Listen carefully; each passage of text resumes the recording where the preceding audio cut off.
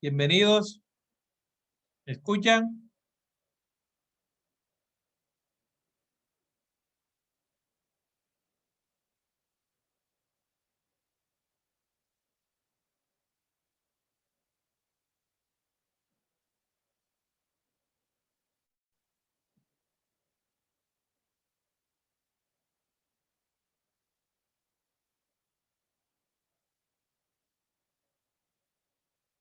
Bueno, vamos a esperar unos 5 minutos para esperar que lleguen más compañeros a que participen el día de hoy.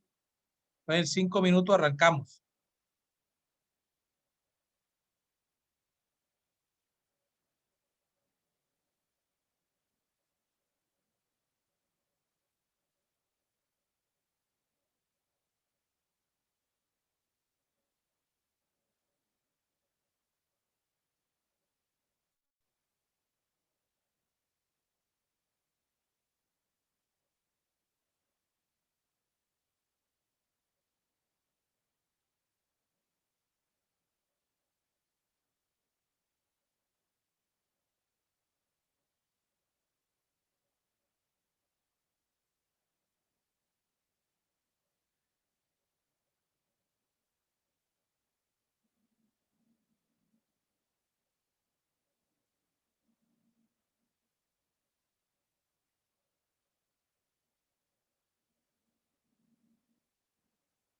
Hola María, ¿cómo estás? Bien, bien, ok, alegra.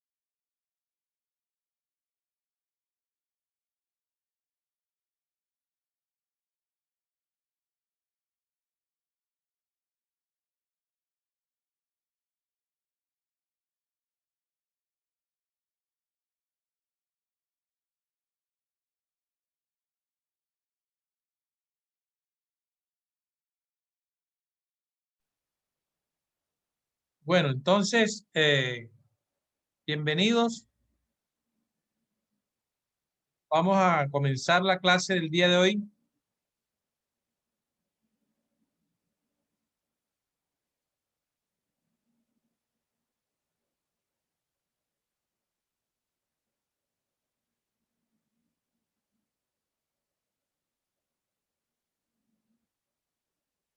Entonces veníamos hablando de lo que son los activos intangibles.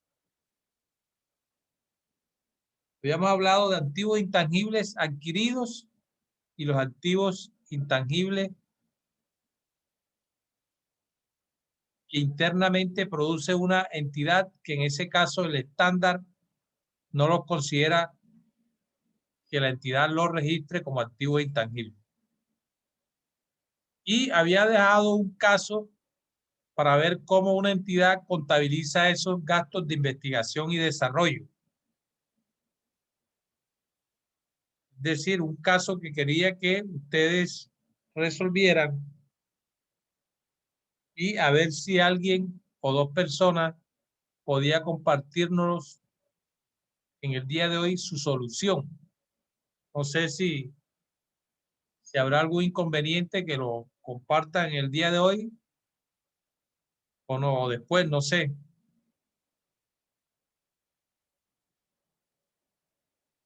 Si hay alguien que quiere compartirlo, pues lo escucho.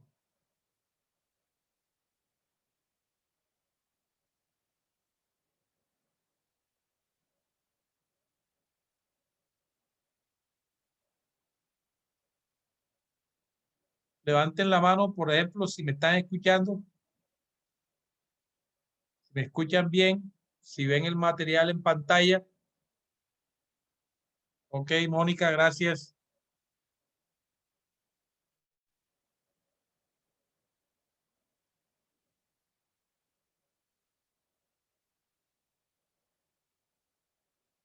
Bueno, entonces,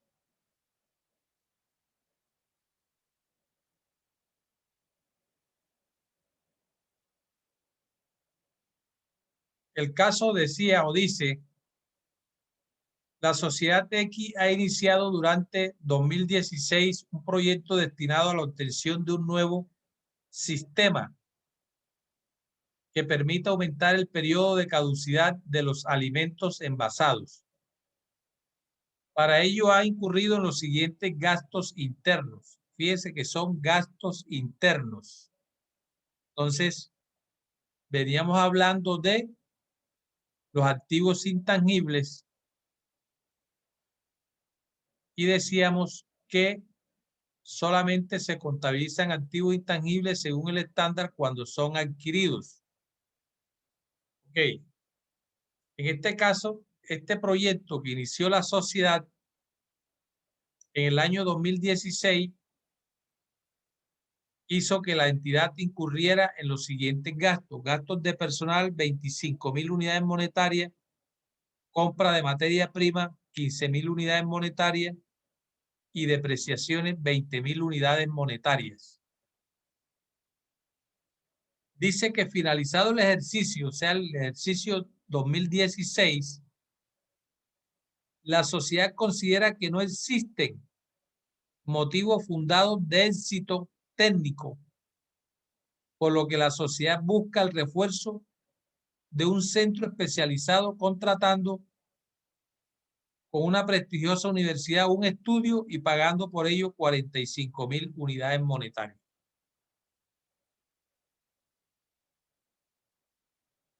En el siguiente año, o sea, al cierre del 2017, dice la información, existen motivos fundados de éxito técnico, pero no se estima que ello pueda generar rentabilidad económica.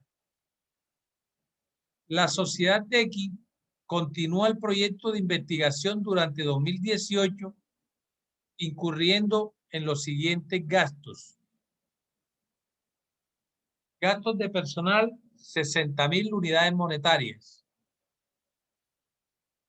Gastos por depreciación, 20.000 unidades monetarias.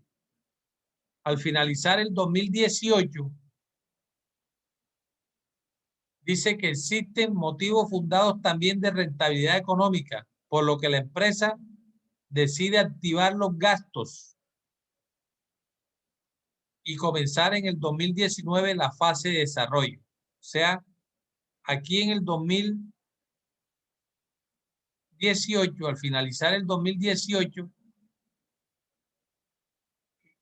dice la información que como existen motivos fundados también de rentabilidad económica, la empresa decide activar esos gastos y llevarlos a gastos de investigación.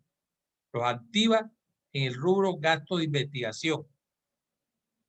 Y cuando comienza el año 2019, la fase de desarrollo, ahí invierte 90.000 unidades monetarias correspondiente a unos trabajos que encarga a un centro de estudio. Al terminar el cierre del ejercicio 2019, o sea, al final del ejercicio 2019, la fase de desarrollo no ha producido el resultado esperado. Este no tiene lugar sino a finales del 2020, o sea, al 2020 donde se van a presentar los resultados que espera la entidad. Tras incurrir la empresa en los siguientes costos: personal 70.000, compra de materia prima 30.000, y después dice que transcurrido 4 años, la sociedad considera que el proyecto ya no contribuye a generar ingresos en la empresa. Ya después de 4 años. Vemos que esto empezó en el 2016. Entonces, ¿qué se pide aquí? Se pide contabilizar las operaciones derivadas de la información anterior. Es decir, ¿cuáles serían los registros que nosotros tendríamos que hacer en esta entidad?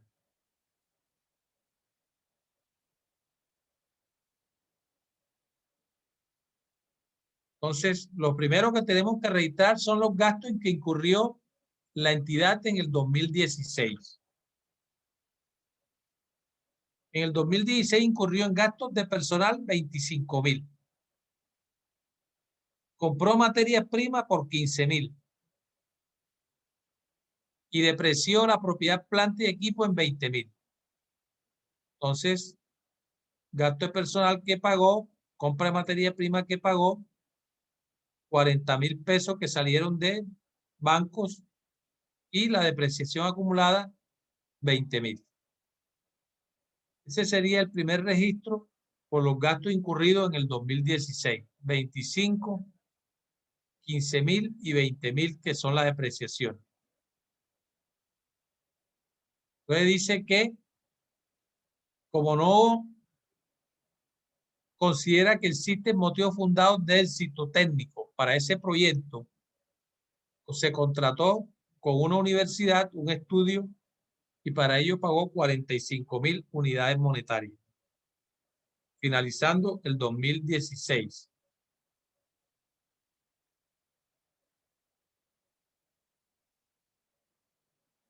Aquí tenemos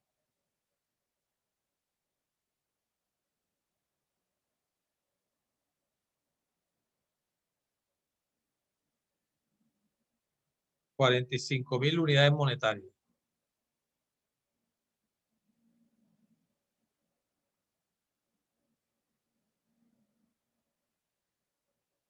Aquí es 2000, aquí es finalizando 2016. Entonces, esos 45.000 que pagó los lleva a gastos de investigación y desarrollo del ejercicio, 45.000, contra banco 45.000. Dice, al fin del ejercicio, aunque existen motivos fundados de éxito técnico, como no se espera rentabilidad económico-financiera, tampoco pueden activarse los gastos de investigación externos. Ahora viene lo que hizo en el 2018. ¿Qué dice la información del 2018? Dice que la sociedad continúa el proyecto de investigación durante 2018 incurriendo en los siguientes gastos: personal 60.000, depreciaciones 20.000. Al finalizar el ejercicio, existen motivos fundados también de rentabilidad económica, por lo que la empresa decide activarlos y comenzar en 2019 la fase de desarrollo en la que invierte 90.000.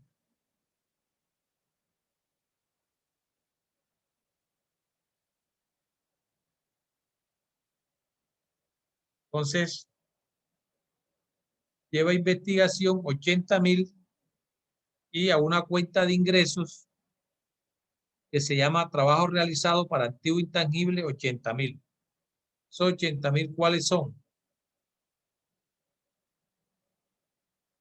Estos 60 de personal y los 20. ¿Por qué los lleva a gastos de desarrollo? Porque dice, al finalizar el ejercicio, existen motivos fundados también de rentabilidad económica, por lo que la empresa decide activarlos y comenzar en el 2019 la fase de desarrollo en la que invierte 90.000. Entonces los 80 los activa a gastos de investigación. Activo no corriente, investigación. Los activa. Y acredita una cuenta de ingresos del estado de resultados que se va a llamar trabajos realizados para activo intangible por 80.000. O sea, se procede a activar esos gastos de investigación al activo corriente. Posteriormente, en el desarrollo, los gastos de desarrollo que empiezan en el 2019, esos 90.000 los lleva a gastos de investigación y desarrollo del ejercicio. 90.000. Contrabancos, 90.000.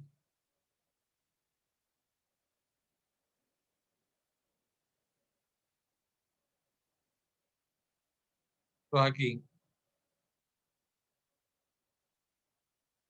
comienza en el 2019 la fase de desarrollo en la que invierte 90.000 unidades monetarias, correspondiente a unos trabajos que encarga a un centro de estudio. Entonces esos 90.000 lo lleva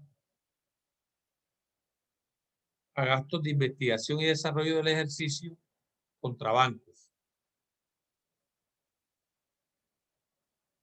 ¿Qué pasa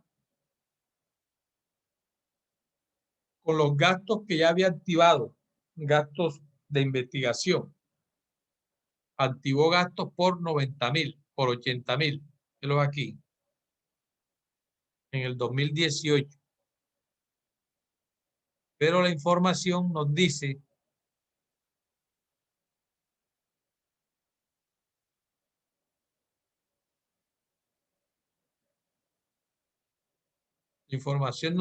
que,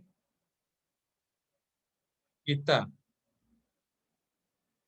estos 80.000 que incurrió en el 2018 fueron 80.000 que llevó que los activó en el 2019. ¿Sí?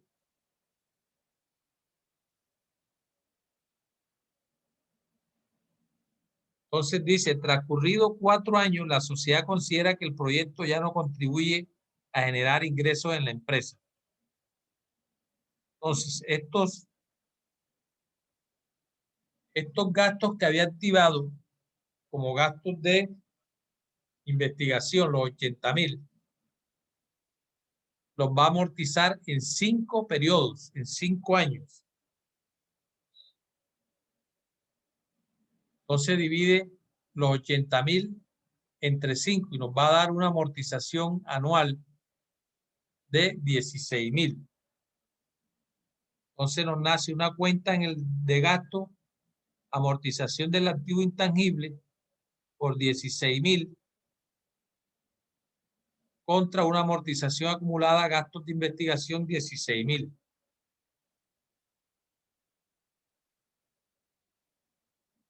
Entonces, los gastos que va a amortizar, los gastos de desarrollo,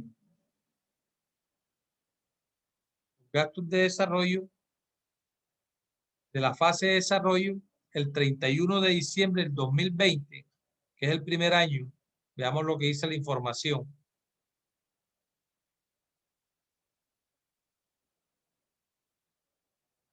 Al cierre del ejercicio 2019, la fase de desarrollo no ha producido resultados esperados. Esto tiene lugar sino a finales del 2020. Tras incurrir la empresa en los siguientes costos, 70 y 30.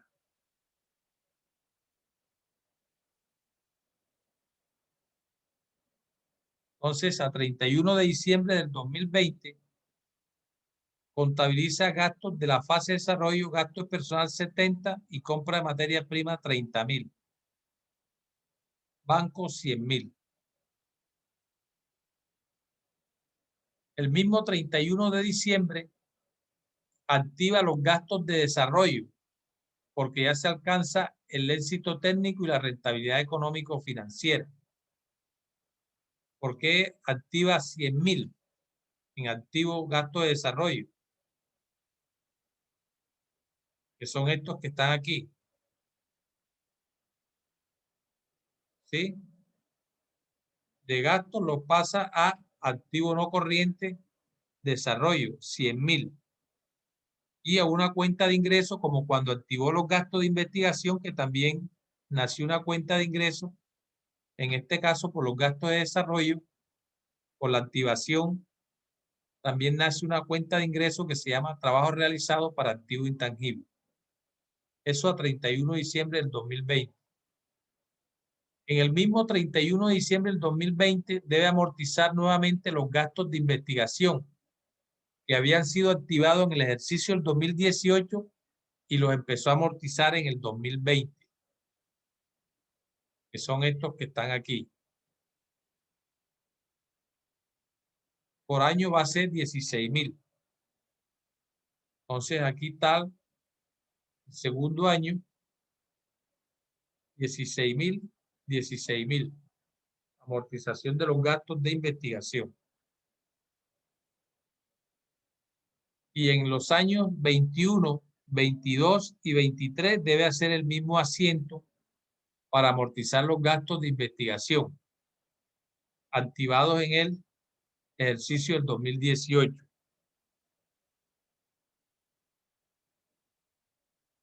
Mismo asiento, 16 contra 16. Entonces, con esto quedan amortizados a 31 de diciembre del 2023 la totalidad de los gastos de investigación activados el 31 de diciembre del 2018. Luego, viene la amortización de los gastos de desarrollo activados en el ejercicio del 2020. También lo va a activar en 5 años, lo va a amortizar en 5 años. Allá fueron 100.000 cuando activó esos gastos de desarrollo. Entonces los amortiza también 21, 22, 23, 24. 4 años, como dice la información. Más el primer año, la información dice que son 5 años. Y va a durar 4 años para darle de baja a ese proyecto, porque ya no va a generar ingresos.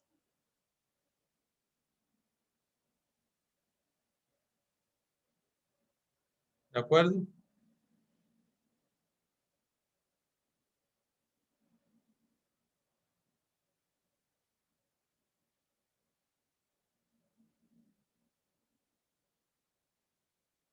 Entonces, aquí los amortiza 20.000 por año, los gastos de desarrollo.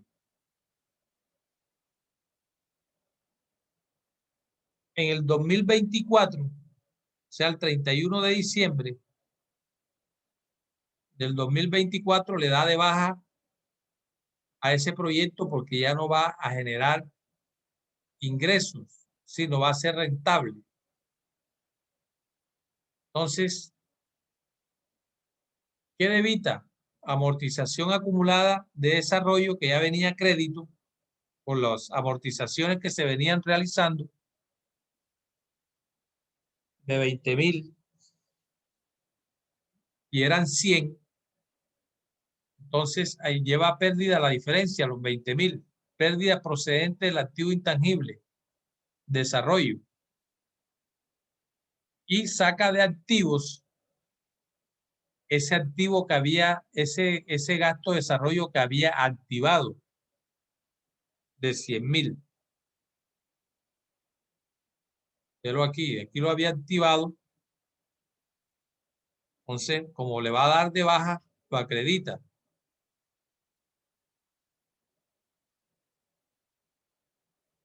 Y también tiene que sacar del libro la cuenta de amortización acumulada de desarrollo que venía por 80.000. Y la diferencia, porque era 5 años, pero en el cuarto año le está dando de baja, la diferencia lo lleva a pérdida. Pérdida procedente del activo intangible 20.000. Entonces, este caso era con el fin que ustedes miraran cómo bajo el estándar de NIPPYME se deben contabilizar estos gastos cuando se incurre en un proyecto, gastos de investigación y gastos de desarrollo. Cómo se amortiza, cómo se contabilizan cuando se debe de activar esos gastos y cómo es la contabilización cuando se da de baja de la contabilidad del proyecto. Eso era simplemente lo que querían que miraran. Entonces, visto eso, vamos a ver ahora la sección 19, que es muy interesante porque también aquí traemos una serie de ejercicios que quiero que le pongan el debido cuidado para que nos pueda rendir y podamos sacar provecho de esta sección que nos trae la NIPPYME, que me parece muy interesante. La sección 19, que se llama combinaciones de negocios. El objetivo de estudio de esta sección es conocer cuáles son los requerimientos de información financiera para las combinaciones de negocio y la plusvalía de acuerdo con la NIP para PYME. Es decir, en esta sección vamos a tratar lo que es una combinación de negocio y cómo nace la plusvalía en esa combinación de negocio. ¿Cuáles son los requerimientos de información financiera que nos exige el estándar de NIP para PYME para darle el tratamiento contable a esos casos de combinaciones de negocio? ¿Cuál es el alcance? Bueno, esta sección nos dice que se va a aplicar a la contabilización de las combinaciones de negocio. Y esta sección, además de ese tratamiento contable que le vamos a dar a esas combinaciones de negocio, también nos va a proporcionar una guía para identificar la adquiriente, es decir, quién es la adquiriente, quién es la compañía adquiriente en una combinación de negocio. También, ¿cuál va a ser la medición del costo de la combinación de negocio? Es decir, ¿cómo vamos a medir el costo de esa combinación de negocio? ¿Y cuál es la distribución que le vamos a dar a ese costo entre los activos adquiridos y los pasivos? Y además a las provisiones para los pasivos contingentes que una entidad puede asumir en una combinación de negocio. También el alcance trata la contabilidad de la plusvalía, tanto en el momento de la combinación de negocio como en una medición posterior. Entonces, fíjense que esta sesión nos trae muchas cosas interesantes que es importante y considero yo que debemos tener claro. Ok.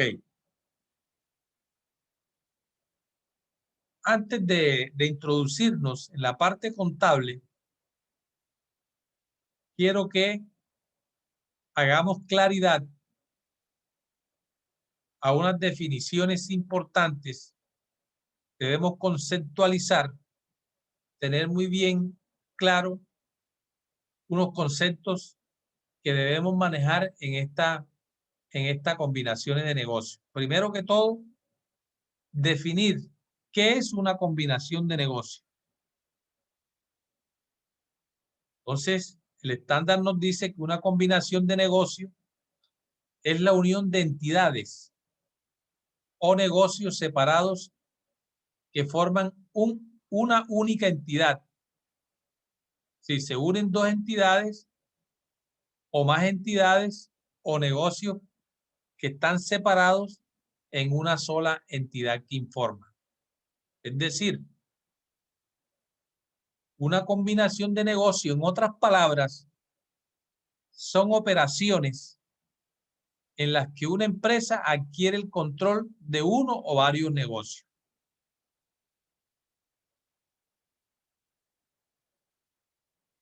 Ahora, hay que considerar si una transacción en particular es una combinación de negocios. En ese caso, una entidad debe determinar si los activos adquiridos y los pasivos asumidos constituyen un negocio. Bueno, pero ¿qué es negocio? ¿Qué dice el estándar de NIC para pymes? ¿Cómo define lo que es un negocio? El estándar nos define el negocio, nos dice que un negocio es un conjunto integrado de actividades y de activos que son dirigidos y gestionados con el propósito de proporcionar o suministrar lo siguiente. Primero, una rentabilidad para los inversores, para los inversionistas, o sea, aquellos que están allí metidos en el cuento, en el negocio, para proporcionar costos más bajos u otros beneficios económicos. Es decir, se unen también no solamente para obtener una rentabilidad, sino para reducir costos, para minimizar costos. O sea, costos más bajos u otros beneficios económicos que se suministran de forma directa y proporcionan a tenedores de pólizas o participantes. Entonces, un negocio es un conjunto integrado de actividades. O sea, donde haya procesos, donde haya compra y venta. Eso es negocio. ¿Por qué? Porque se están explotando unos bienes, se están explotando unos activos y la explotación de esos activos que nos trae a través de una serie de actividades que se realizan allí, a través de una serie de procesos que se realizan allí, y esa explotación es lo que nos conduce a obtener un beneficio, una rentabilidad. Y lógicamente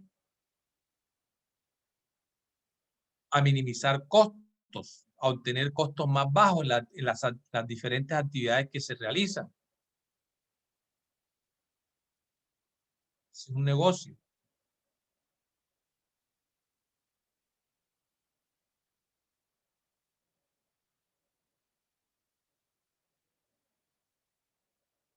¿Qué entendemos por control? Bueno, ya nosotros hemos hablado de control, ya hemos dicho cuando vimos estados consolidados y combinados y separados, que por control se entiende el poder de dirigir la política financiera y de explotación de una unidad económica con el fin de obtener beneficios económicos de esas actividades. Entonces, fíjense ustedes, una combinación de negocios se puede estructurar de diferentes formas legales. O sea, cuando constituimos una sociedad, la podemos constituir como una sociedad anónima. Cuando constituimos una sociedad, la podemos constituir como una sociedad colectiva, como una sociedad de responsabilidad limitada o de otro tipo. dependiendo de las jurisdicciones donde se constituyan esas unidades económicas. Una combinación de negocios puede involucrar ¿qué? La compra por una entidad de la participación en el patrimonio de otra entidad. O sea, yo puedo comprar como entidad que soy, puedo comprar en otra entidad, invertir para obtener de allí una parte de ese patrimonio, de esa entidad, o sea, de la otra entidad. O puedo asumir los pasivos de esa otra entidad. O puedo comprar, hacer la compra de alguno de los activos netos de otra entidad que formen conjuntamente uno o más negocios. A eso se refiere cómo se estructura una combinación de negocios. Entonces, fíjense ustedes, ¿cómo se clasifican esas combinaciones de negocios? Cuando nosotros hablamos de una fusión de entidades o de sociedades o de una escisión de sociedades, ahí hay una combinación de negocios. Una fusión es una combinación de negocios. Y una escisión también es una combinación de negocios. Cuando una sociedad se escinde para darle vida a otra, vida jurídica, o cuando se fusiona para darle vida jurídica a otra. Cuando se fusionan dos entidades, le dan vida jurídica a una entidad que nace de la fusión de esas dos sociedades. Entonces, cuando hay fusiones o cuando hay escisiones, puede distinguirse los siguientes tipos de combinaciones de negocios entre empresas independientes y entre empresas del grupo.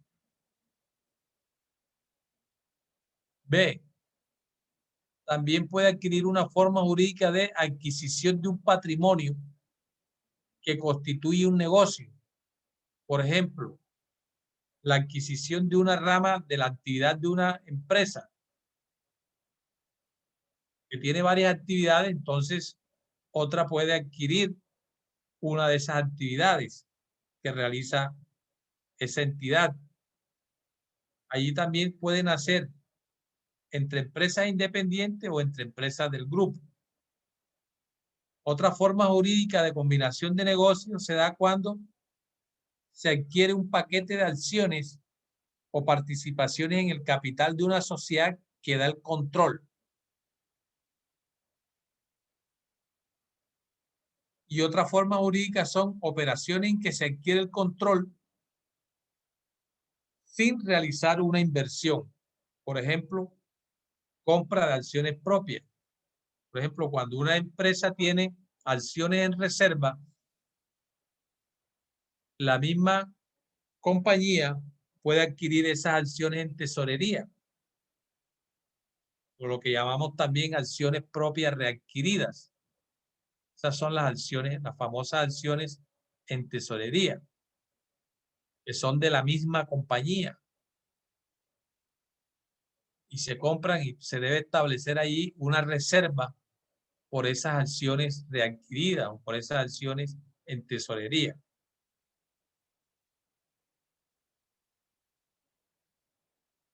Entonces, una combinación de negocios también puede efectuarse mediante la emisión de instrumentos de patrimonio, la transferencia de efectivo o equivalentes al efectivo u otros activos, o bien una combinación de las anteriores. Entonces, unas compañías se combinan, se unen, y esas transacciones pueden hacer emitiendo acciones como instrumentos de patrimonio o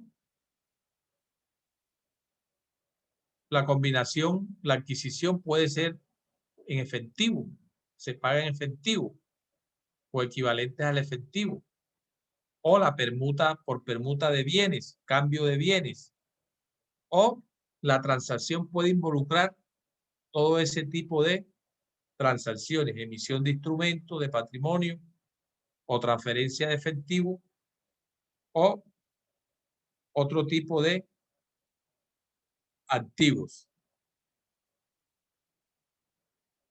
Muy bien. Ahora, ¿cómo se debe contabilizar? ¿Cómo se debe contabilizar las combinaciones de negocio? Entonces, el estándar nos dice que solamente el registro, la contabilización, el tratamiento contable de esas combinaciones de negocio se debe hacer aplicando el método de la adquisición. Entonces, para nosotros llevar a cabo esa contabilización, debemos aplicar el método de la adquisición. Y para nosotros hacerlo, debemos aprender una serie de pasos que involucran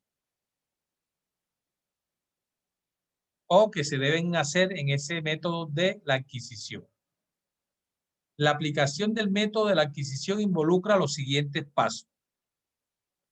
Primero, hay que identificar quién es la compañía adquiriente. Eso es, hay que hacerlo de arrancada. ¿Quién es la compañía adquiriente? O sea, ¿quién es la que va a adquirir el control? Segundo, hay que medir o cuantificar lo que cuesta la combinación de negocio, de esa combinación de negocio. ¿Cuánto es el costo? Medir cuánto es el costo. O sea, cuando hablamos de medir, ya sabemos que estamos hablando de cuantificar. ¿Cuánto le costó a la entidad adquirir los activos o asumir los pasivos en esa combinación de negocio? C, o el tercer paso que establece el método de la adquisición es la distribución en la fecha de adquisición del costo de la combinación de negocio entre los activos adquiridos y los pasivos, y las provisiones para los pasivos contingentes asumidos si se dan en ese momento ese tipo de pasivos contingentes. Entonces, estos son los tres pasos que debemos seguir para contabilizar una combinación de negocio, de acuerdo a lo que establece el estándar. Siempre vamos a contabilizar la combinación de negocio por el método de la adquisición. Tres pasos importantes.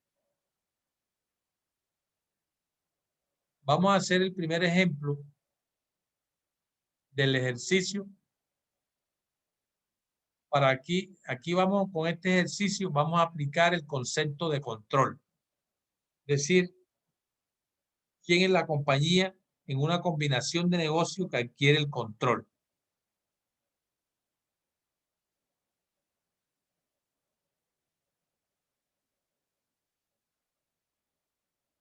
Entonces dice así, la sociedad X tiene el 100% de las acciones de la sociedad Y,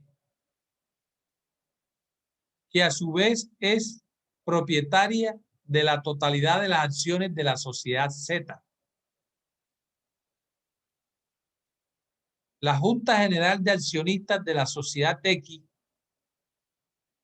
acuerda adquirir por 500.000 unidades monetarias la totalidad de las acciones de la sociedad Z, propiedad hasta ahora de la sociedad Y. Se pide contabilizar y analizar en su caso si la operación constituye o no una combinación de negocios. Entonces, en este caso, para que se trate de una combinación de negocios, ha de adquirirse el control del negocio. Pero si ya se tiene dicho control, la operación no puede considerarse como una combinación de negocios. En consecuencia, la contabilización de la operación por la sociedad X que debe hacer será la siguiente. Participaciones a largo plazo en empresas del grupo, 500.000. Contra banco, 500.000. Pero la pregunta ¿es una combinación de negocio?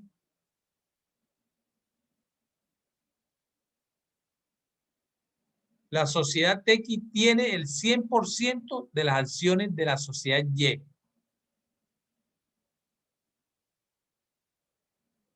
Y Y es propietaria de la totalidad de las acciones de la sociedad Z.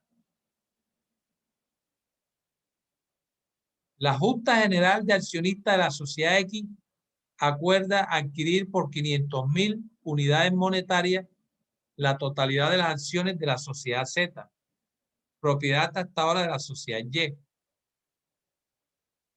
Entonces, fíjense, cuando ya se tiene, si ya se tiene dicho control, la operación no puede considerarse como una combinación de negocio.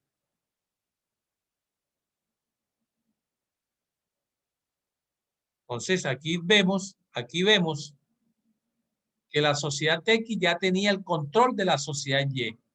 Era la dueña absoluta, porque era la dueña del 100% de las acciones de la sociedad Y. Y Y, a su vez, es la propietaria de la totalidad de las acciones de la sociedad Z. Lo que quiere decir que ya X, si tenía el control sobre Y, también tenía el control sobre Z, porque Z es controlada por Y. Entonces, la Junta General, aquí cuando dice la Junta General de Accionistas de la Sociedad X, acuerda adquirir por 500.000 unidades monetarias la totalidad de las acciones de Z, propiedad hasta ahora de la sociedad Y. Entonces, estamos preguntando si hay una combinación de negocios. En este caso, no hay combinación de negocios. ¿Por qué? Porque ya se tenía el control de X sobre Y. Y Y era la dueña de Z. Únicamente lo que X hace es la contabilización.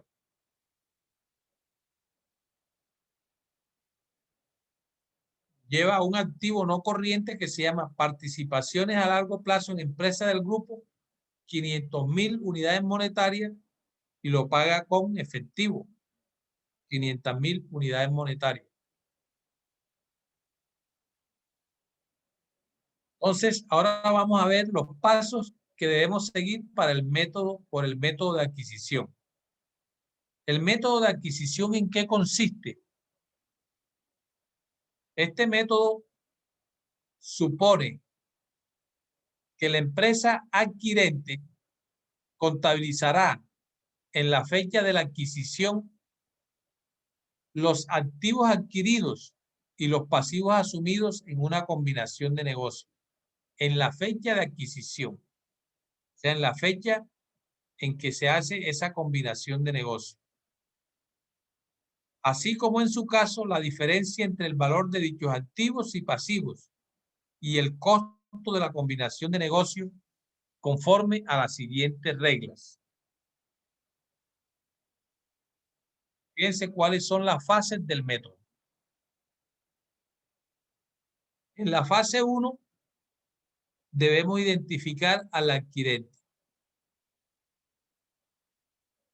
En la fase 2, determinar la fecha de adquisición.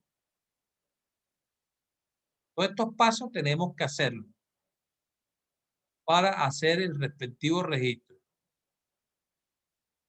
Primero, identificar al adquiriente. La fase 2, determinar la fecha de adquisición. La fase 3, medir el costo de la combinación de negocio. La fase 4, debemos valorizar los activos identificables adquiridos y los pasivos asumidos. Y en la fase 5, determinar cuánto es el crédito mercantil o plusvalía o si hay diferencia negativa. Estas son las fases que vamos a seguir nosotros en los ejercicios que vamos a desarrollar. Pero antes de desarrollar un ejercicio completo que involucre las 5 fases, vamos a desarrollar un ejercicio para cada fase. Primero vamos a identificar al adquirente. Después, un ejercicio para determinar la fecha de adquisición. Y así sucesivamente.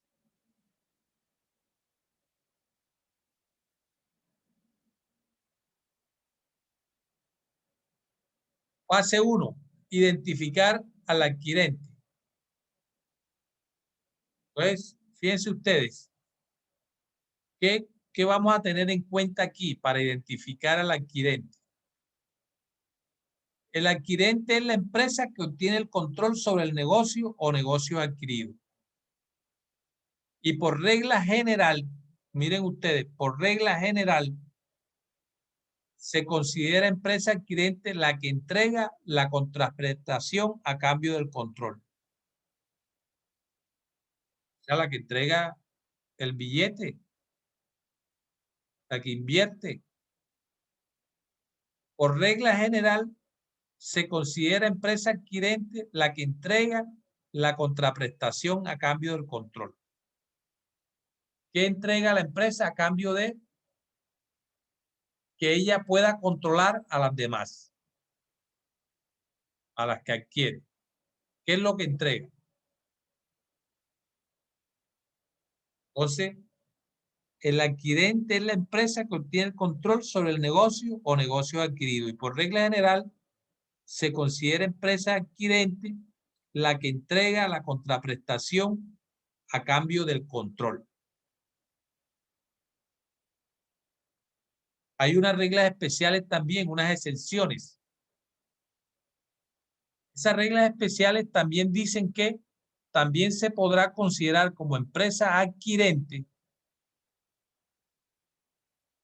la de mayor valor razonable o la que tiene la capacidad de nombrar el equipo de dirección o la que inició la combinación o la de mayor tamaño. Es decir, ese tamaño depende del volumen de activo o del volumen de ingreso o de los resultados obtenidos.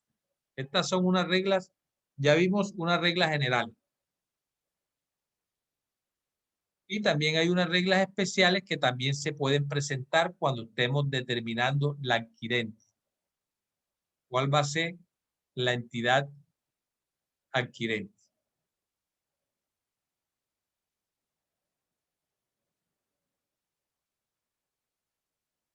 En Doctor Guau, consecuencia, doctor Guau, usted me sí, regala 2 minuticos de su tiempo.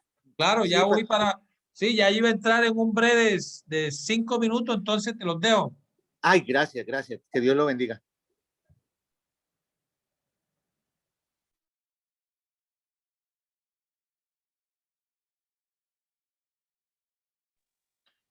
¿Los uso ya? Listo, Ah, no. listo, sí, ya listo. Ah, bueno.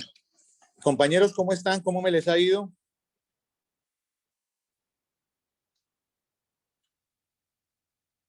¿Cómo me les ha ido? ¿Bien? Listo. Bueno, desde hoy vamos a empezar a pasar listados. Vamos a pasar listados porque ya vamos casi en la mitad del evento. Entonces faltaría la otra mitad. Entonces vamos a pasar los listados. Ya le voy a mandar el link para que ustedes empiecen a anotar. Vamos a pasar los listados 2 veces por semana. Tienen 3 clases, vamos a pasarlos 2 veces por semana. La idea es que las personas sí estén asistiendo al proceso académico como tal, para que verdaderamente haya un buen comentario del proceso de lo que nosotros hacemos, porque si no terminamos haciendo capacitación ahí como a la ligera. Lo otro, no sé, todavía las personas que quieran separar su certificado, que nos harían un gran favor a nosotros, porque usted sabe, para mantener este proceso, todavía tienen tiempo hasta el 4. Entonces ahí en el listado de asistencia, hay los que ya separaron no tienen que anotar. Los que no han separado certificado y quieren apoyarnos, hasta el 4 lo pueden separar, 4 de mayo lo pueden separar con 40,000 pesitos y el resto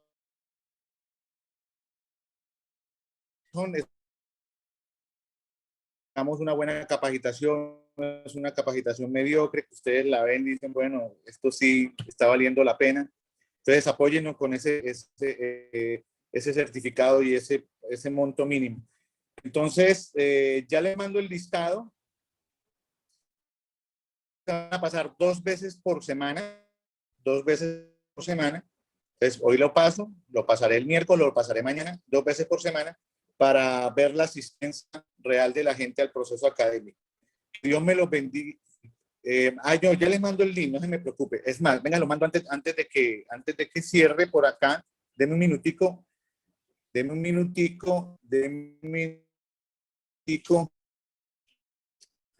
Por favor, no se olviden seguirnos en redes sociales, que ese también es el objetivo. Bueno, ahí les mando el listado. 5 veces. Las personas que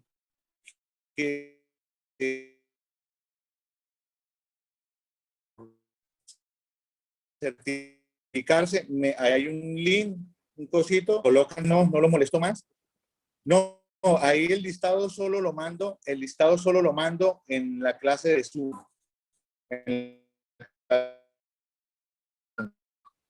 Lo llenan ustedes, lo llenan, ya en 10 minutos lo cerramos y ya los que quedaron ahí es los que están asistiendo realmente al proceso. Bueno, yo no les quito más tiempo, dense los 5 minutos que les dio. Por favor, sigan redes sociales. Ya les mando también el link de redes sociales. No, el miércoles los mando. Hasta luego, que Dios los bendiga a todos. Al final, que nos sigan en redes sociales. Me dicen que repitiera, síganos en redes sociales. Ahí está el link de la asistencia. Omar, las indicaciones son, ahí les mandé el link de asistencia que se va a tomar a lista 2 veces por semana. La idea es que ya, como vamos en la mitad del evento, la gente esté asistiendo realmente, ¿sí? Porque nosotros queremos mirar si verdaderamente capacitaciones para los contadores podemos seguir montando con este sistema. Por ejemplo, aquí hay algo chistosísimo, que entraron 500 personas y están haciendo 157. Entonces, hay una caída muy alta que no pasa, por ejemplo, en eventos de psicología, que entran 600 y están 500 capacitándose. Entonces, la idea de nosotros miramos cómo podemos sostener el proceso académico, y la única forma de sostenerlo es con la certificación. El link acabé de enviarlo, mire, el link vuelvo y lo envío. Mire, este es el link, vuelvo y lo envío. Este es el listado. Por favor, colabórenme. Espérese, colabórenme replicándolo. Mire, ahí vuelvo y lo envío.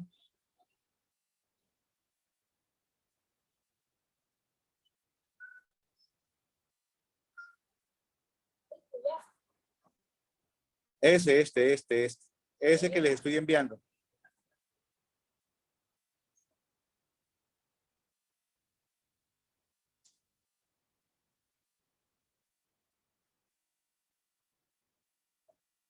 No, ya no tienen que ser nada más, siempre agregar los datos, siempre vamos a pasar ese link y ya. El proceso de pago, Juan Gabriel, gracias por preguntarlo. Yo le voy a hacer llegar a su WhatsApp, le hago llegar cómo es el proceso de pago. Lo separa con 40,000 y los otros 40,000 al terminar. Gracias a los que están interesados en seguir aportándonos. Gracias a todos, de verdad, por el apoyo. Gracias a todos. Bueno, yo los dejo. Hasta luego. Descansen sus 5 minuticos, Dios mío.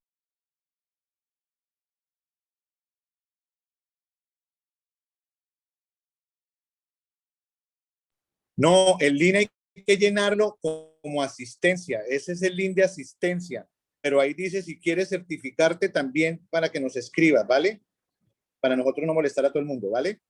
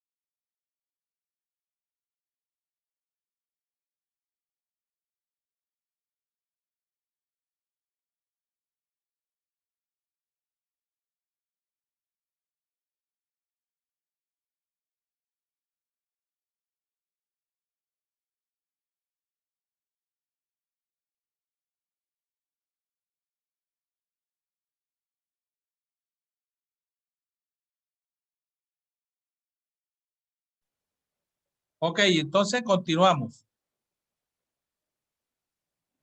Entonces, fíjense ustedes que estamos hablando de la fase del método. Estamos hablando del método de adquisición.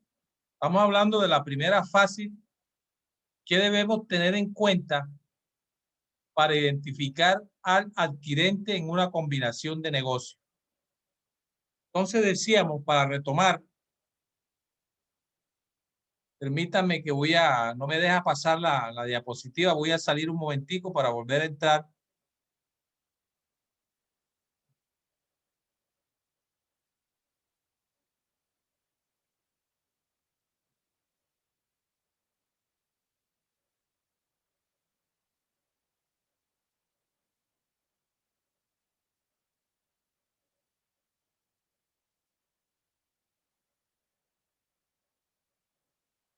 Entonces, fíjense ustedes que vimos una regla general que hay que tener en cuenta.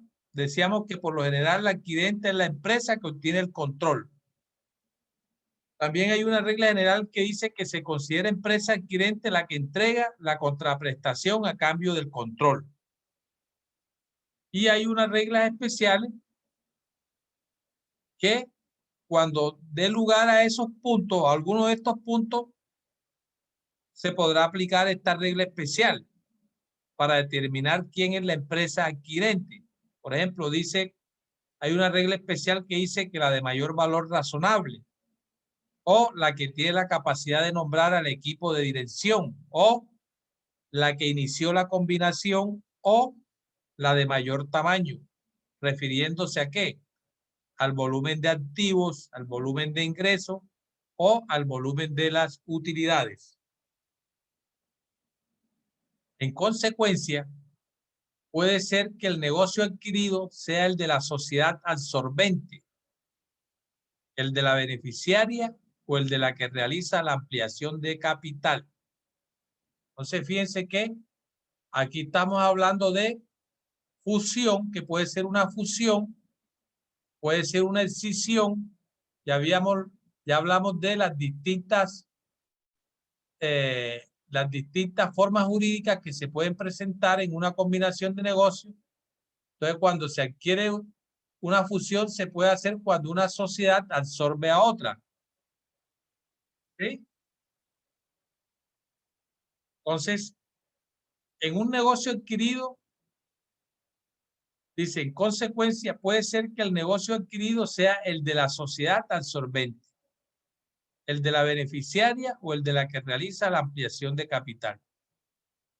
Por lo general, cuando una sociedad absorbe a otra, entonces esa va a ser la sociedad absorbente.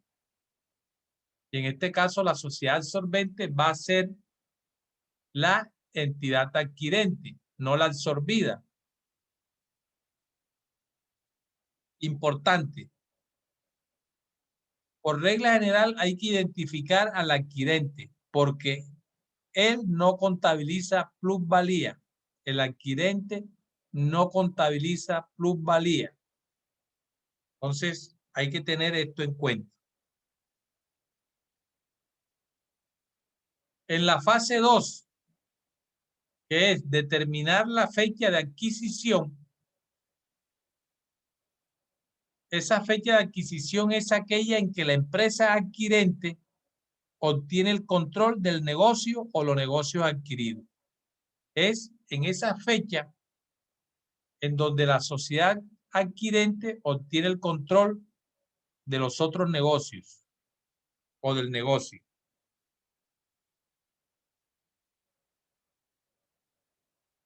Fase 3. Cuantificar el costo de la combinación de negocios. ¿Qué se determina aquí? Entonces, esa medición o esa cuantificación de ese costo de la combinación se determina por la suma de A, valor razonable en la fecha de la adquisición. ¿De qué? ¿El valor razonable de qué? En la fecha de adquisición de qué? De los activos entregados, de los pasivos asumidos y los instrumentos de patrimonio emitidos. valor razonable de los activos entregados. Si yo adquiero la otra, ¿qué activos le entregué? Valor razonable de esos activos. El valor razonable de los pasivos asumidos. Y el valor de los instrumentos de patrimonio emitidos. B. Valor razonable de las contraprestaciones contingentes si existen en esa adquisición de negocio. Si existen esas contraprestaciones contingentes, o sea, esas contraprestaciones contingentes ya sabemos que pueden ser unos pasivos contingentes, otras condiciones que se establecen que pueden suceder o no suceder a futuro. Eso es algo contingente.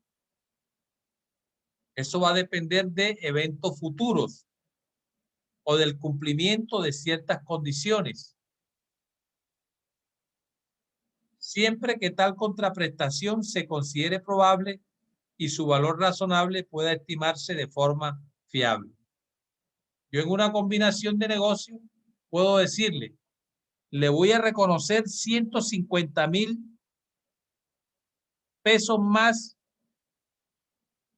a los socios de la entidad que estoy adquiriendo si esa entidad en el año siguiente aumenta sus ventas en un 20% con respecto al año anterior.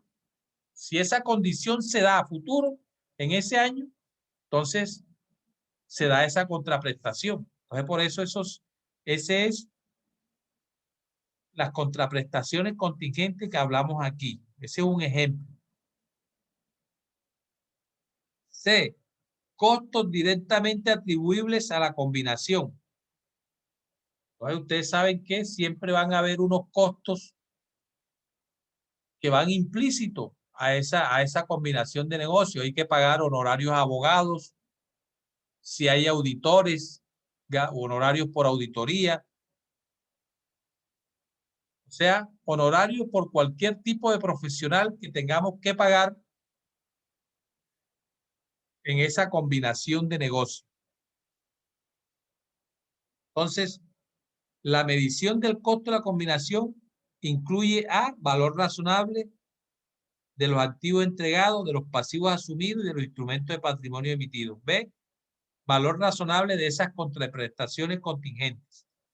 Y C, costos directamente atribuibles a la combinación, como por ejemplo, honorarios de asesores legales u otros profesionales que intervienen en esa operación.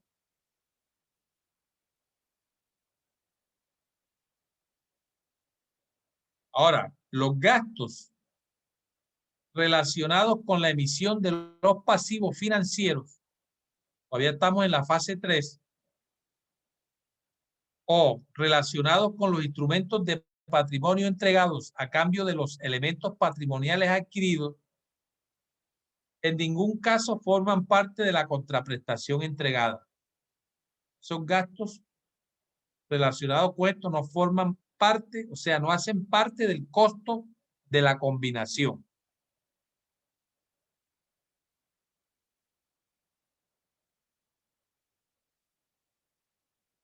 El valor razonable de la contraprestación adicional que dependa de sucesos futuros, o sea, de contraprestaciones contingentes, como hablamos, o del cumplimiento de ciertas condiciones, será ajustado cuando, a consecuencia de circunstancias sobrevenidas, 2 puntos. Primero, procedan modificar las estimaciones de los valores.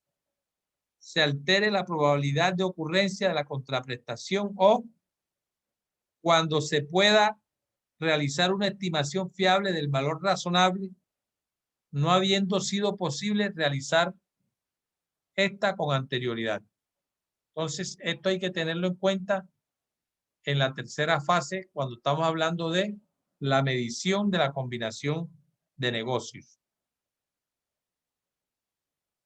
La fase 5, que es determinar el crédito mercantil o de la diferencia negativa. ¿Cómo se obtiene el crédito mercantil? se obtiene por la diferencia entre el valor razonable de la contraprestación entregada menos el valor de los activos identificables adquiridos menos el de los pasivos asumidos. Esto menos esto me va a dar el crédito mercantil o plusvalía. Este crédito mercantil o plusvalía no se amortiza, pero sí se comprueba el deterioro.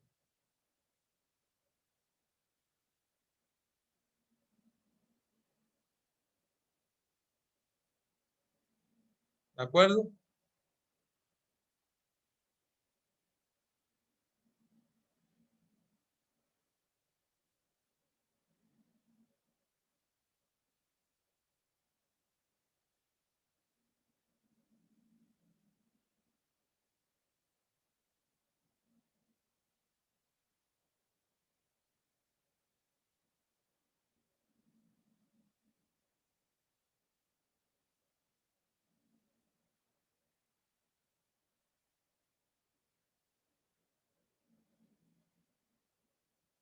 Fases del método.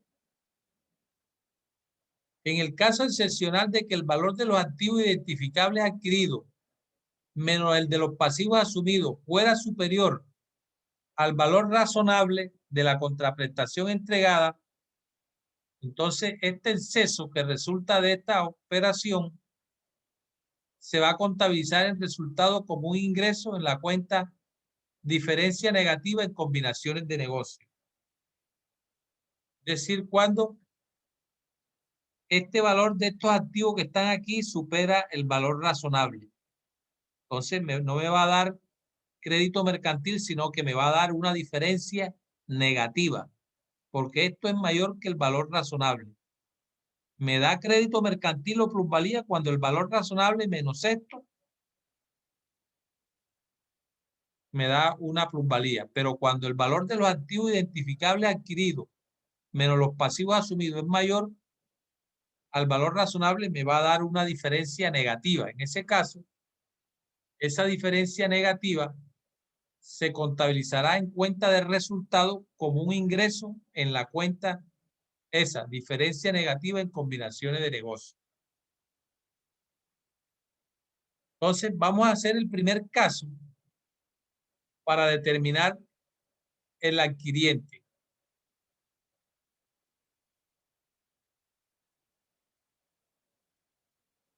Dice, la sociedad X y la sociedad W acuerdan fusionarse. La sociedad X absorbe a la sociedad W. En los acuerdos de fusión se establece que el valor razonable de la sociedad X es de 800.000 unidades monetarias y el de la sociedad W es de 1.000.000 de unidades monetarias. La sociedad absorbente X procede a emitir acciones por dicho importe para entregar a los accionistas de W. Se pide determinar quién es el adquiriente, sabiendo que la sociedad W tiene un amplio grupo de accionistas, mientras que la sociedad X está controlada por la familia Wilson.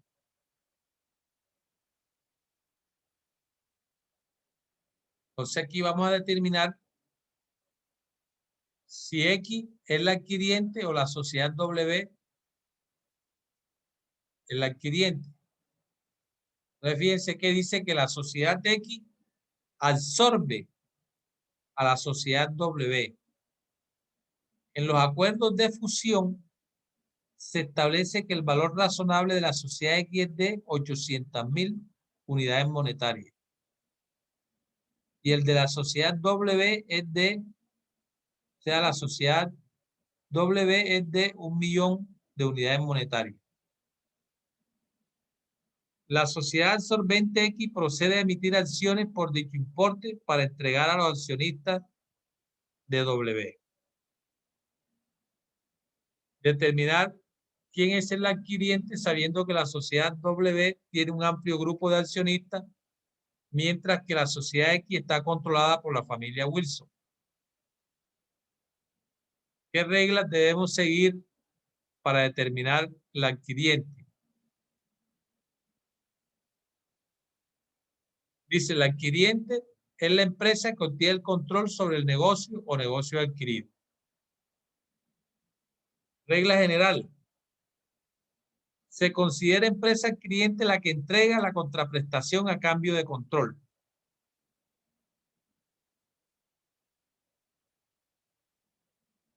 También se podrá considerar como empresa adquiriente la de mayor valor razonable, o la que tiene la capacidad de nombrar el equipo de dirección, o la que inició la combinación, o la de mayor tamaño, volumen de activos, ingresos o resultados.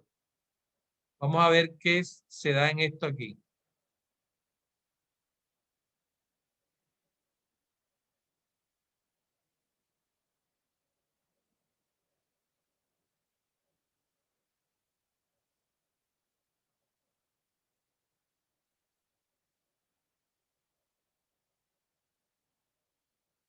Dice que una regla especial es la que tenga mayor valor razonable. Por ejemplo, aquí la de mayor valor razonable es la sociedad W.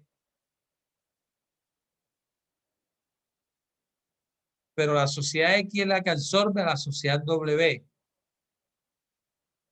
Y también dice que la sociedad solvente X procede a emitir acciones por dicho importe para entregar a las accionistas de W.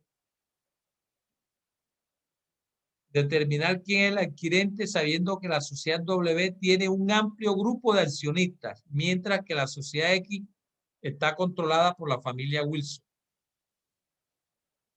De acuerdo a las reglas que dimos para determinar el adquirente, vamos a darle solución. Vamos a determinar quién es la sociedad adquirente en este caso. Entonces, fíjense ustedes. Solución dice, de acuerdo con la regla general, la empresa adquirente en este caso es la que entrega la contraprestación a cambio del control del negocio. Es decir, X entrega las acciones a los socios de W a cambio de los activos y pasivos que componen el negocio adquirido, la sociedad W. O sea, X está adquiriendo el negocio de la sociedad W, que es la que está absorbiendo. Dice, la sociedad W es la que tiene un valor razonable mayor.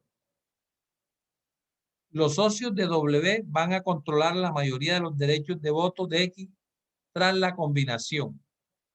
Tendrán 55.56% de los derechos de voto de la sociedad X.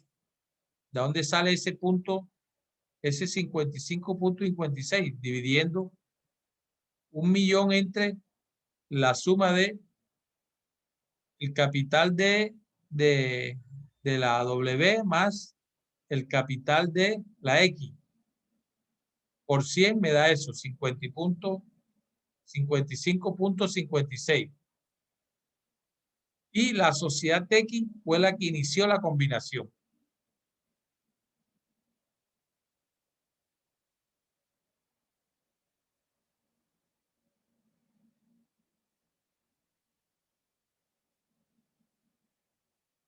Entonces, de acuerdo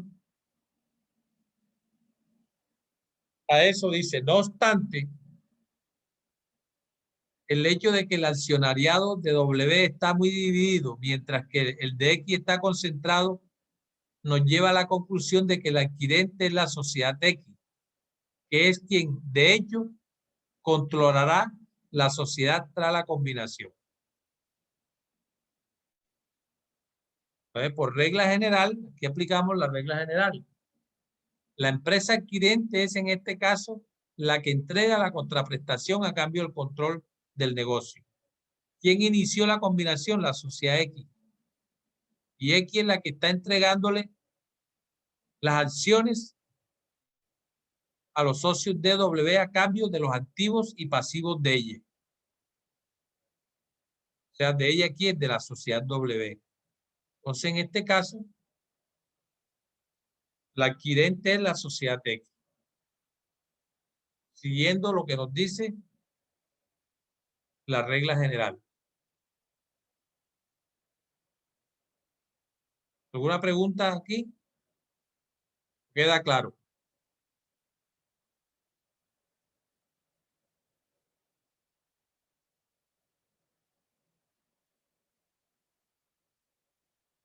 Ahora vamos a determinar la fecha de adquisición con este ejercicio.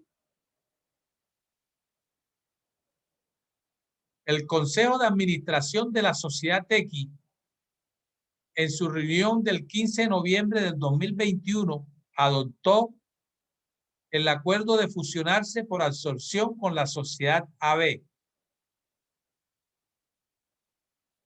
El 1 de diciembre de 2021 comenzaron las negociaciones para la fusión.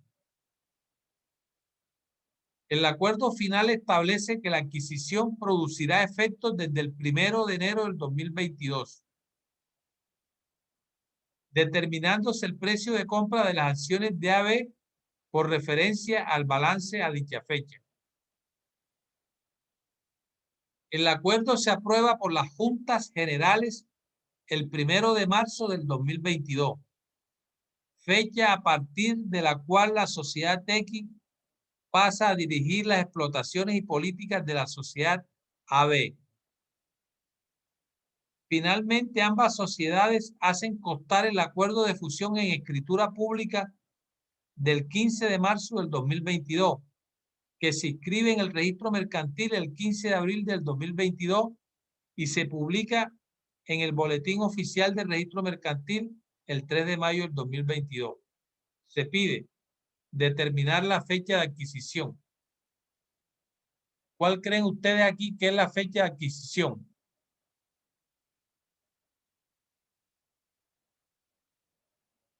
De acuerdo a lo que vimos acá,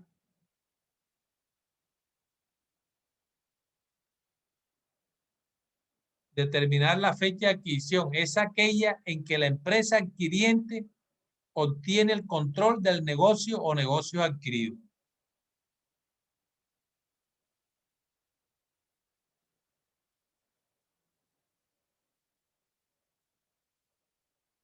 Entonces, ¿cuál sería aquí la fecha de adquisición?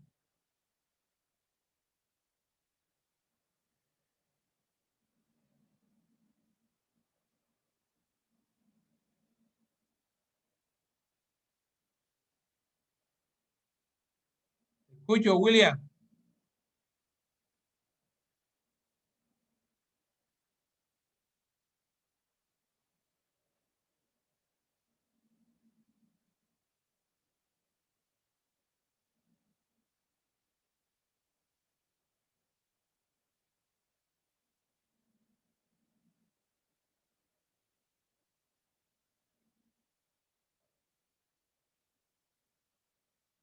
Hola.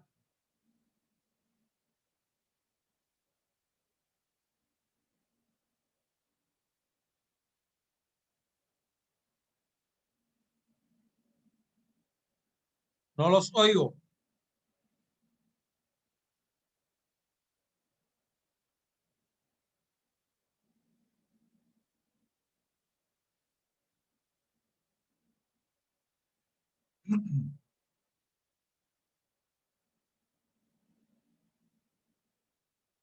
Hola, Martín. ¿Colaboras?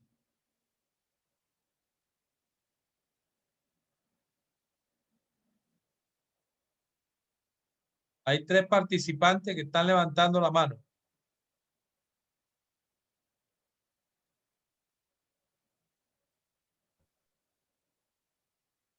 Ajá, ahora sí me escucha. Sí, te escucho. Bueno, no, de ahí Buenas mismo- noches, profe. Ok, Buenas perfecto. noches. Hola, buenas noches. ¿Quién tiene la Ajá, palabra primero? Creo que me la dieron a mí, no sé si. Creo que Ok, sí. vamos por parte entonces. Habla, William. Bueno, ahí lo dice claro, el acuerdo se aprueba por las Juntas Generales el 1 de marzo del 2022, fecha a partir de la cual la sociedad X pasa a dirigir las explotaciones y políticas de las sociedades. Esa es la fecha que toma control, independientemente que protocolizar ese hecho jurídicamente demore otra etapa. Ok, ¿tú qué dices, Ángela?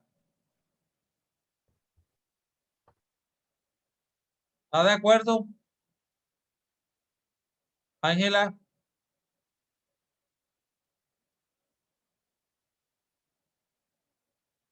Buenas noches, profe. Sí, Hola. ¿me escucha?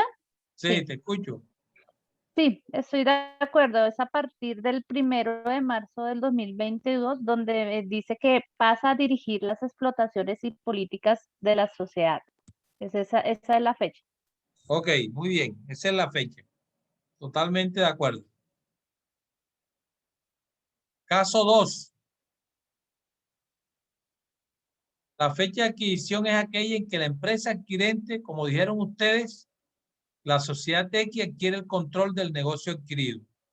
En este caso, la fecha de adquisición es el 1 de marzo del 2022, que es cuando la sociedad X pasa a dirigir las explotaciones y políticas de la sociedad AB, es decir, adquiere el control desde esa fecha. Sin que sea, como decía William, relevante a estos efectos la inscripción en el registro mercantil. Ok.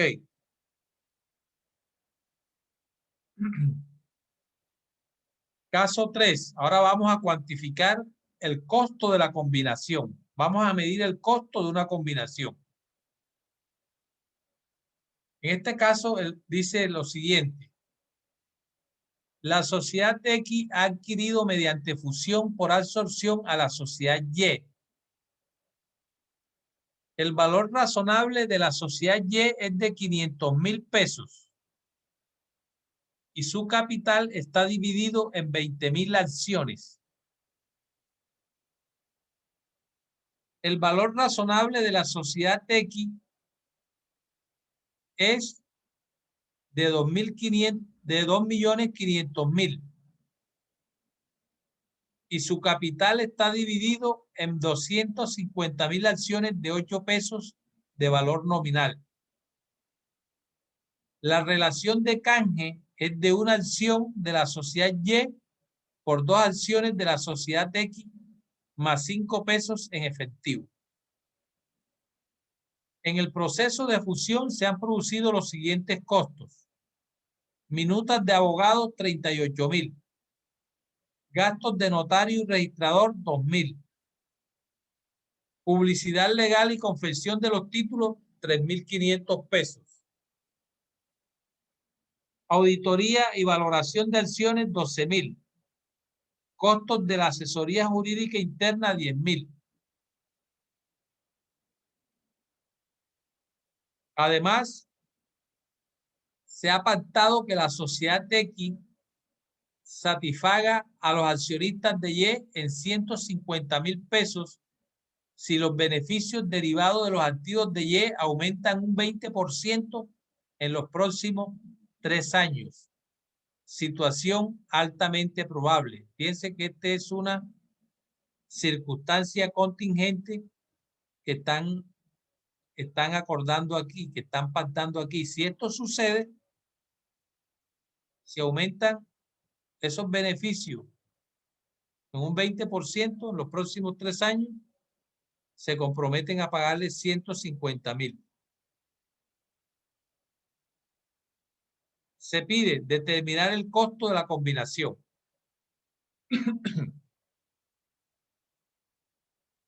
Entonces, ¿cómo vamos nosotros a cuantificar el costo de la combinación? Entonces decíamos, allá cuando vimos esta parte, vamos a recordarla.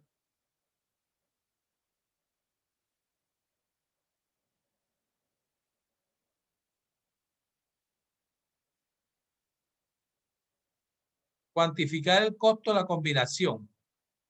Entonces, primero, se determina por la suma del valor razonable en la fecha de adquisición de los activos entregados, de los pasivos asumidos y los instrumentos de patrimonio emitido, más el valor razonable de las contraprestaciones contingentes que depende de eventos futuros del cumplimiento de ciertas condiciones, siempre que tal contraprestación se considere probable y su valor razonable pueda estimarse de forma fiable. En ese caso allá está diciendo que es 150.000. Y C, costos directamente atribuibles a la combinación, honorarios de asesores legales u otros profesionales intervinientes. Los gastos relacionados con la emisión de los pasivos financieros o de los instrumentos de patrimonio entregados a cambio de los elementos patrimoniales adquiridos en ningún caso forman parte de la contraprestación entregada.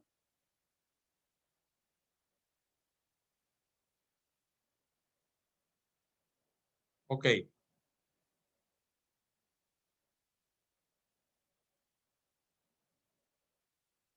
Entonces aquí tenemos el caso. Vamos a cuantificar el costo de la combinación.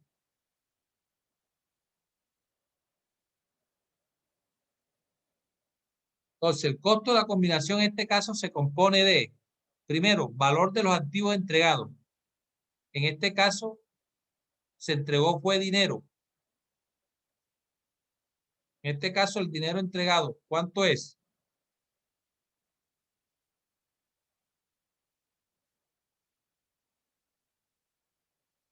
La sociedad X ha adquirido mediante fusión por absorción a la sociedad Y. El valor razonable de la sociedad Y es de 500.000 y su capital está dividido en 20.000 acciones. El valor razonable de la sociedad X es de 2.500.000 y su capital está dividido en 250.000 acciones de valor nominal 8 pesos cada una. Entonces dice, la relación de canje es de una acción de la sociedad Y por 2 acciones de la sociedad X, más 5 pesos en efectivo. Es decir, que la sociedad X tendrá que entregar por cada acción de Y, 2 acciones, más 5 pesos en efectivo. Esa es la relación de canje. Además, se produjo estos costos que están aquí. Minutas de abogado, gastos de notariado, publicidad, auditoría, costos de asesoría.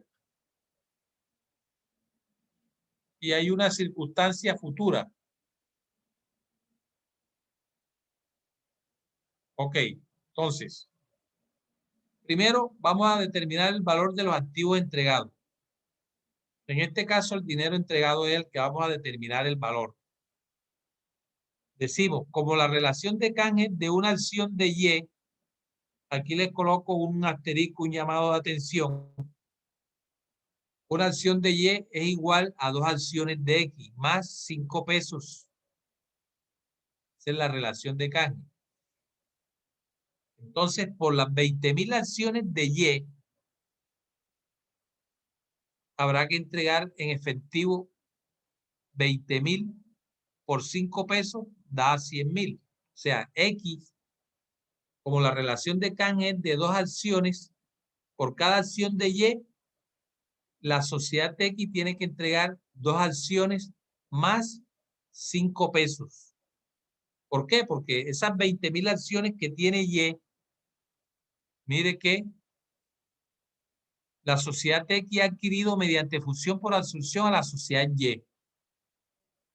El valor razonable de la sociedad Y es de 500.000 pesos. Y su capital está dividido en 20.000 acciones. O sea, estos 500.000 pesos está dividido en 20.000 acciones. Entonces, X, que es la que va a adquirir a Y, debe entregar por cada acción de Y 2 acciones más 5 pesos. Y Y tiene ¿cuántas? 20.000 acciones que representan su capital. Entonces, en este caso X, por esas 20.000 acciones de Y debe entregar en efectivo las 20.000 acciones, que es lo que tiene Y que quiere adquirir X, la multiplica por 5.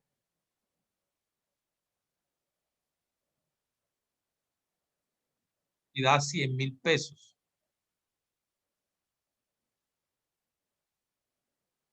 Eso es lo que tiene que entregar la sociedad. Los activos que tiene que entregar en dinero es 100.000 pesos. Ahora, este llamado de atención que les pongo aquí es para lo siguiente. Las acciones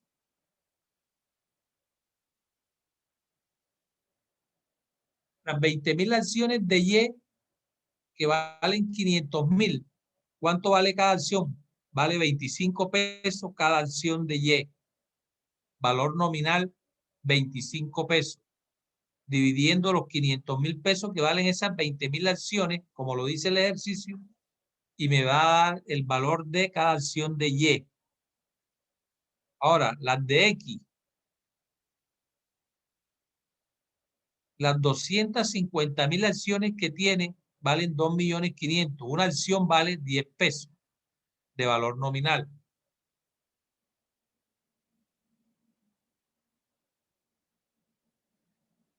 Valor razonable de la sociedad X, 2.500.000 y su capital está dividido en 250.000 acciones de 8 pesos, valor nominal.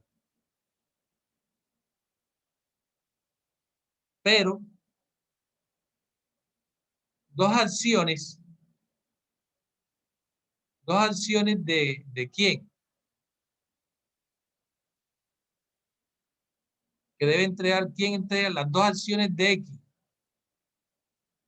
que son a 10 valen 20 pesos. Las acciones de X. ¿De acuerdo? ¿Qué quiere decir esto?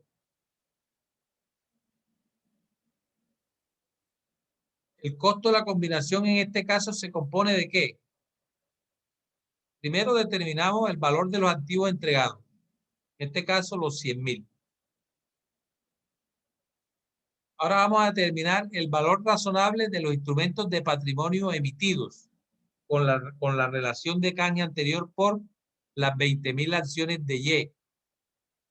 La sociedad X tendrá que emitir 40.000 acciones de valor nominal 8 pesos y una prima de emisión de 2 pesos. ¿Por qué?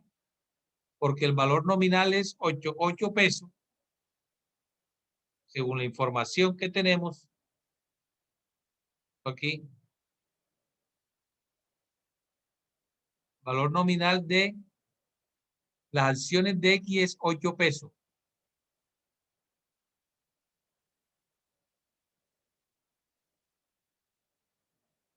8 pesos. Pero en la relación que vimos,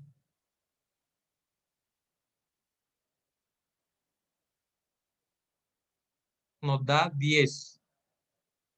Entonces, ¿qué quiere decir eso? Que X, la sociedad de X tendrá que emitir 40.000 acciones porque son 20.000 que tiene Y, pero como tiene que entregar dos acciones, por cada acción que tiene Y, 20.000 por 2 da 40.000 acciones. De 8 pesos, valor nominal. Y una prima de emisión de 2 pesos porque el valor razonable de las acciones de X es 10 pesos. Pero aquí.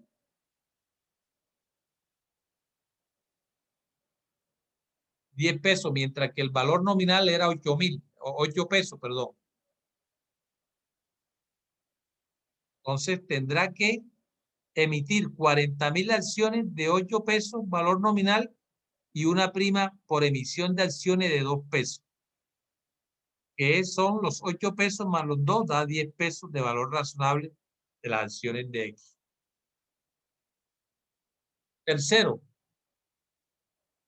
valor razonable de las contraprestaciones contingentes siempre que se consideren probables y su valor razonable pueda estimarse de forma fiable.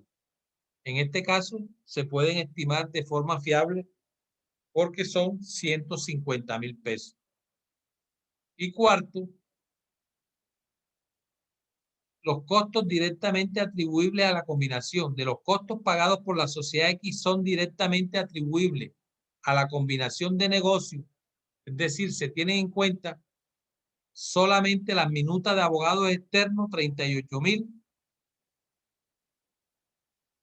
y la auditoría y valoración de acciones, 12.000, 50.000. Los demás costos no son atribuibles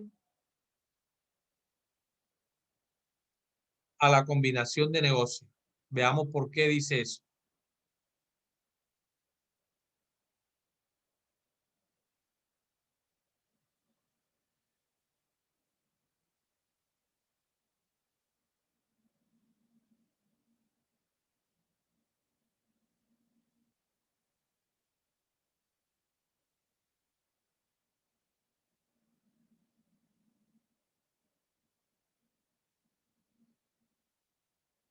Los gastos relacionados con la emisión de los pasivos financieros o de los instrumentos de patrimonio entregados a cambio de los elementos patrimoniales adquiridos en ningún caso forman parte de la contraprestación entregada.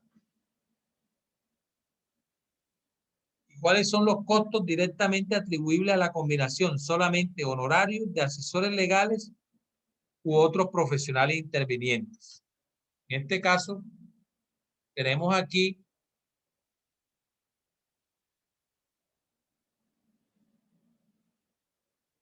que hay minutas de abogados, de asesores legales, 38.000, y la publicidad no hace parte de esa contraprestación, no se tiene en cuenta como mayor valor de la combinación de negocios, ni los gastos de notario.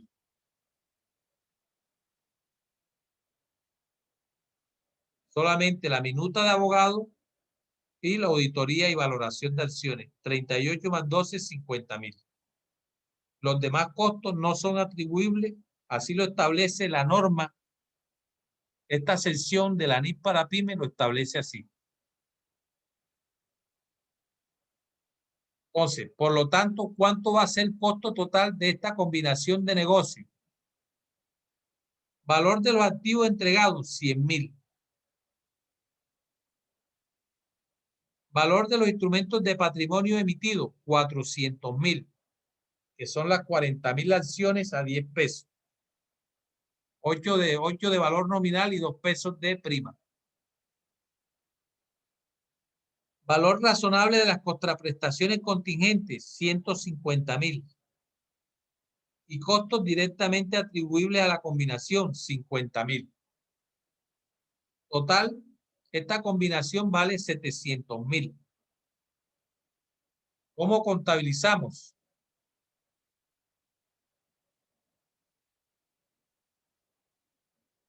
Más adelante vamos a ver a dónde llevamos este pago de esta combinación. Ahora viene un caso 4 para valoración de activos y pasivos.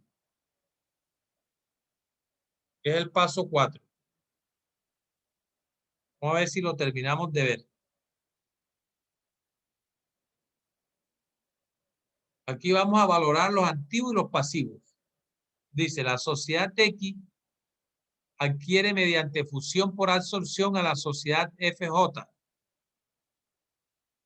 El valor contable y el valor razonable de los activos y pasivos de FJ es el siguiente. Aquí tenemos propiedad, planta y equipo, inventarios, clientes, proveedores, deudas a corto plazo. Un valor contable y un valor razonable. ¿Sí? Además, se dispone de la siguiente información relacionada con la sociedad FJ. Primero, ha sido demandada en los tribunales reclamándosele una indemnización por daños y perjuicios. La asesoría jurídica considera que existe una probabilidad de ser absuelta del 80% y de ser condenada al pago de 7.000 pesos.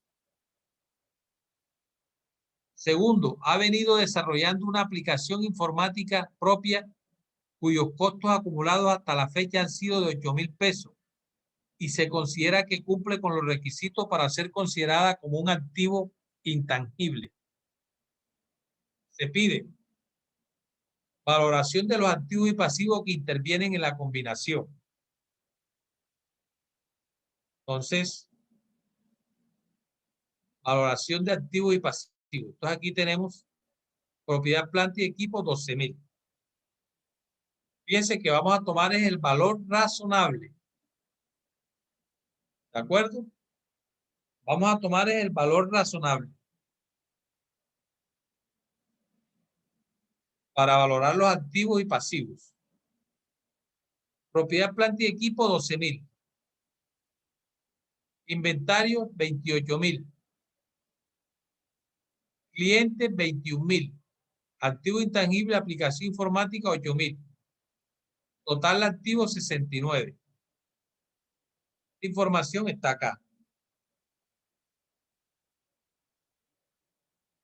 Más esto que tenemos acá. Proveedores 33.000. Deudas a corto plazo 5.400. Provisión otras responsabilidades 7.000. Esta provisión hay que hacerla.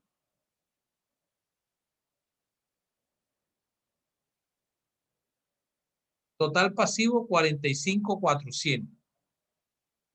Entonces tenemos activo 69, pasivo 45.400. Vamos a determinar el crédito mercantil o la diferencia negativa. A partir de los datos de valoración de los activos y pasivos del ejercicio anterior, y aquí determinamos, valoramos los activos y pasivos, que ya lo hicimos a valor razonable. Ahora vamos a determinar, con base en los datos del ejercicio anterior que acabamos de ver, cuál es el crédito mercantil o si hay diferencia negativa, sea plusvalía o diferencia negativa. A partir de los datos de valoración de los activos y pasivos del ejercicio anterior, determinar y contabilizar el crédito mercantil o la diferencia negativa bajo las siguientes hipótesis. Hipótesis 1. El costo de la combinación de negocio asciende a 25.000. Hipótesis 2. El costo de la combinación de negocio asciende a 22.000. Entonces, hipótesis 1. Vamos a solucionar la primera partiendo de la primera hipótesis, del primer supuesto. Determinación del crédito mercantil o de la diferencia negativa. Costo de la combinación 25.000. Aquí está. La hipótesis 1. Menos valor de los activos y pasivos identificables. Aquí tenemos 69 menos 45.400. ¿Qué me da ahí?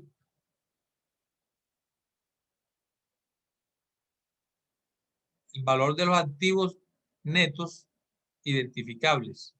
69 menos 45.400 me queda 23.600. 25 menos 23.600 me da una plusvalía o crédito mercantil de 1.400.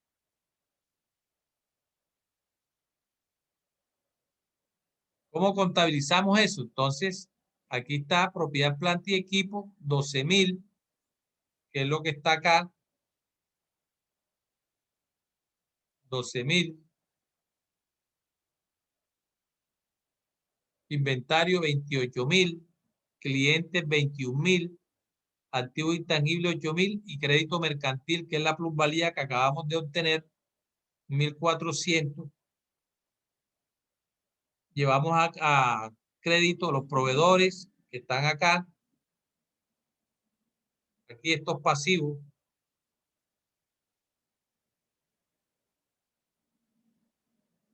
Proveedores 33.000, deudores a corto plazo 5.400, provisiones para otras responsabilidades 7.000, capital social 25.000.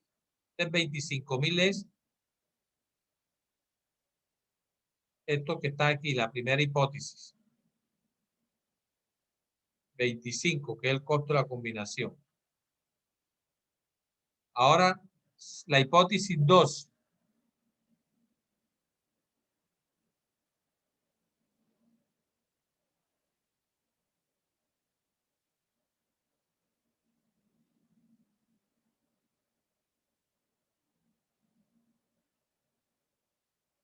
está la hipótesis 2. Costo de la combinación, 22.000. Valor de los activos y pasivos, 69 menos 45.400, resulta mayor que el costo de la combinación. Entonces, el valor razonable de los activos y pasivos resulta mayor que el costo de la combinación, que es el que estoy suponiendo en la hipótesis 2. 22.000. Entonces me da una diferencia negativa. 23.600 menos 22.000 me da menos 1.600. Hago la misma contabilización. Ya aquí no tengo débito plusvalía, sino que ahora tengo es una diferencia negativa que va a crédito. ¿De acuerdo? Y el capital social va a ser, el costo de la combinación, 22.000. Ese es cómo quedaría la valoración de activos y pasivos de esa combinación.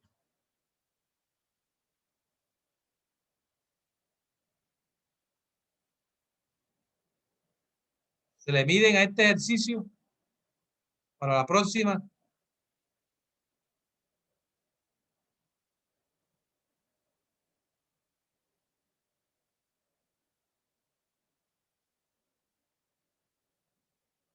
O lo hacemos en la próxima clase.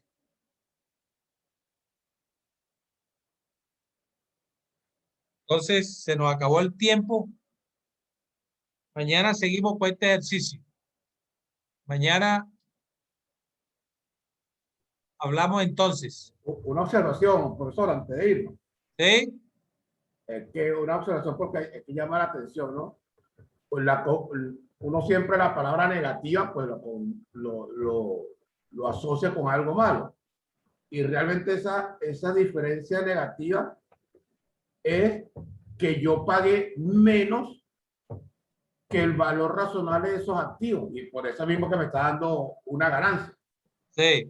¿Verdad? Entonces, es porque la gente, cuando uno escucha diferencia negativa, parece que hubiésemos salido mal parados en el negocio. En realidad no salimos mal parados. O sea, pagamos por unos activos que valían 30, 25. O sea, mejor no pudimos haber salido. O sea, pagamos por el valor razonable. Unos activos que valían 30, pagamos 25.